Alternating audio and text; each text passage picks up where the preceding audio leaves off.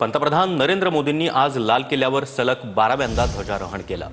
यावेळी पंतप्रधानांनी 103 मिनिटं भाषण देत देशाला संबोधित केलं। मागील 12 वर्षात पंतप्रधान मोदींनी सर्वाधिक वेळा केलेलं हे भाषण ठरलं आहे। या भाषणामधून पंतप्रधानांनी अनेक मोठ्या घोषणा देखील केल्या। त्याचप्रमाणे अणुबॉम्बच्या धमक्या देणाऱ्या पाकिस्तानला लाल किल्ल्यावरून पंतप्रधान मोदी यांनी ठणकावलंय।